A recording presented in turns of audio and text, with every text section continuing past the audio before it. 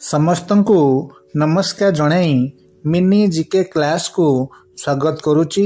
ଆସନ୍ତୁ ଟିକେ ହସିବା ଓ ହସି ହସି ପ୍ରଶ୍ନଗୁଡ଼ିକର ମଜା ନେବା। ପ୍ରଶ୍ନ ନମ୍ବର 1 ମଜା ପ୍ରଶ୍ନଟିଏ, ଯେତେ ଥର କଲେ ବି ଝିଅ ମନା କରେନି, କୁହନ୍ତୁ କ'ଣ?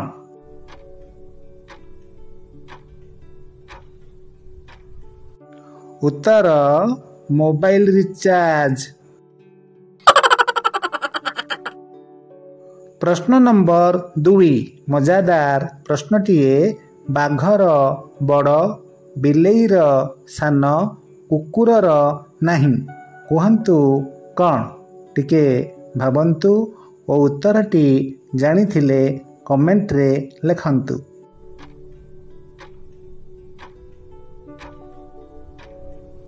ଉତ୍ତର ଟି ଅକ୍ଷର, କାରଣ ବାଘ ବା ଟାଇଗରରେ ଟି ବଡ଼, ବିଲେଇ ବା କ୍ୟାଟ୍ରେ ଟି ସାନ, କୁକୁର ବା ଡଗ୍ରେ ଟି ନାହିଁ। ପ୍ରଶ୍ନ ନମ୍ବର 3 କେଉଁ ଜିନିଷକୁ ଧନୀ ଲୋକ ପକେଟରେ ପୁରାନ୍ତି କିନ୍ତୁ ଗରିବ ଲୋକ ଫିଙ୍ଗି ଦିଅନ୍ତି?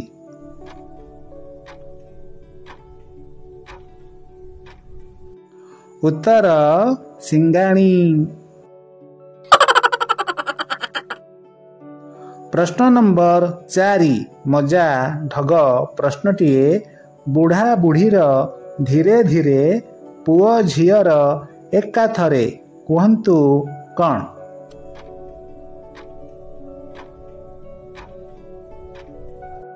ଉତ୍ତର ଛୁଞ୍ଚିରେ ସୂତା ପଶାଇବା। ପ୍ରଶ୍ନ ନମ୍ବର 5 ଓଡ଼ିଶାର କେଉଁ ଜିଲ୍ଲାର ନାମ କ ଅକ୍ଷରରେ ଆରମ୍ଭ ଓ କ ଅକ୍ଷରରେ ଶେଷ?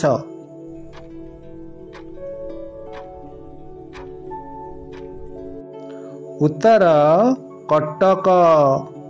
ପ୍ରଶ୍ନ ନମ୍ବର 6 ସୁନ୍ଦର ପ୍ରଶ୍ନଟିଏ, ଶୂନ୍ୟସ୍ଥାନ ପୂରଣ କର, ହଳ ଲଙ୍ଗଳେ କରିଲେ ଚାଷ, ରହିବ ନାହିଁ ଡ୍ୟାସ୍ ଘାସ।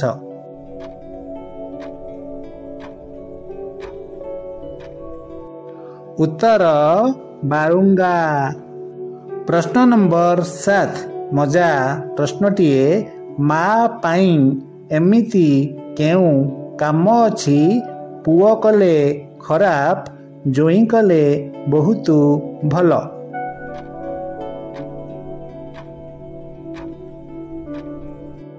ଉତ୍ତର ସ୍ତ୍ରୀର ଗୁଲାମୀ।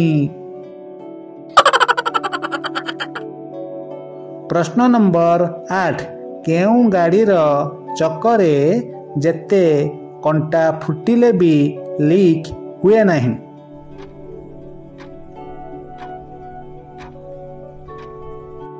ଉତ୍ତର ଟ୍ରେନ। ପ୍ରଶ୍ନ ନମ୍ବର 9 ଏମିତି କ'ଣ ଅଛି ଯାହା ଉପରକୁ ଯାଏ, ତଳକୁ ମଧ୍ୟ ଯାଏ କିନ୍ତୁ ଗୋଟିଏ ଜାଗାରେ ସ୍ଥିର ରହେ?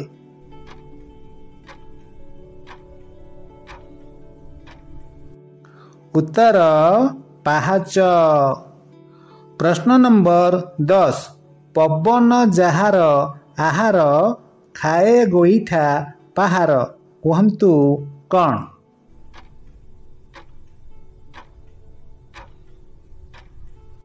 ଉତ୍ତର ଫୁଟବଲ। ପ୍ରଶ୍ନ ନମ୍ବର 11 ମଜା ପ୍ରଶ୍ନଟିଏ, ପ୍ରଥମ ଅକ୍ଷର ବି, ଶେଷ ଅକ୍ଷର ଆ ଏବଂ ତା ଉପରେ ବାଳ, ସେ କିଏ?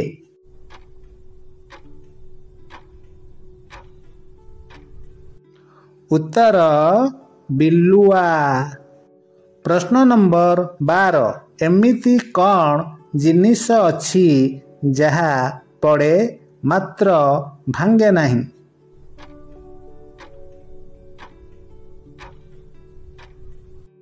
ଉତ୍ତର ବର୍ଷା। ପ୍ରଶ୍ନ ନମ୍ବର 13 ମଜା ପ୍ରଶ୍ନଟିଏ, ଏମିତି କେଉଁ ବସ୍ ଅଛି ଯେଉଁଥିରେ ଡ୍ରାଇଭର ନଥାଏ?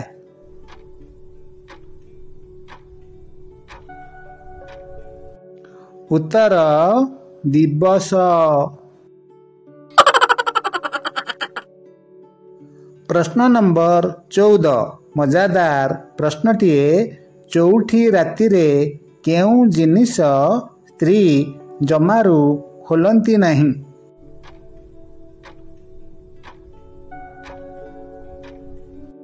ଉତ୍ତର ମଙ୍ଗଳସୂତ୍ର। ପ୍ରଶ୍ନ ନମ୍ବର 15 ଶୂନ୍ୟସ୍ଥାନ ପୂରଣ କର। ଚିହ୍ନା ବ୍ରାହ୍ମଣର ଡ୍ୟାସ୍ ଦରକାର ନାହିଁ।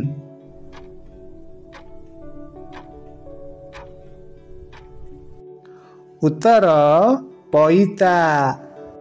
ପ୍ରଶ୍ନ ନମ୍ବର 16 ଭାରତର ସର୍ବୋଚ୍ଚ ସାହସିକତା ସମ୍ମାନ କ'ଣ ଅଟେ?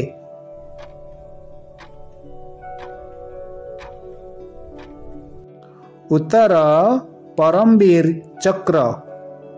ପ୍ରଶ୍ନ ନମ୍ବର 17 ଯଦି ଆପଣ କାହା ସହ ବାଣ୍ଟି ଦେବେ ତେବେ ତାହା ଆପଣଙ୍କ ପାଖରେ ରହିବ ନାହିଁ, ତାହା କ'ଣ?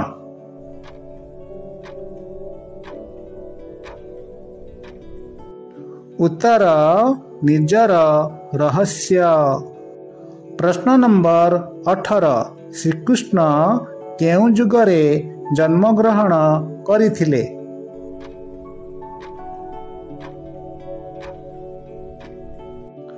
ଉତ୍ତର ଦ୍ୱାପର। ପ୍ରଶ୍ନ ନମ୍ବର 19 ଏମିତି କେଉଁ ବଡ଼ ଗଛ ଅଛି ଯେଉଁଥିରେ ବିଲକୁଲ କାଠ ନାହିଁ?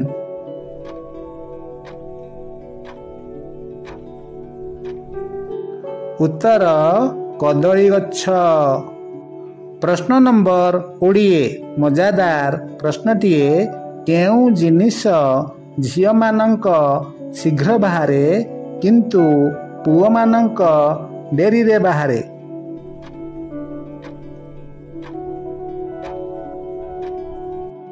ଉତ୍ତର ଲୁହ।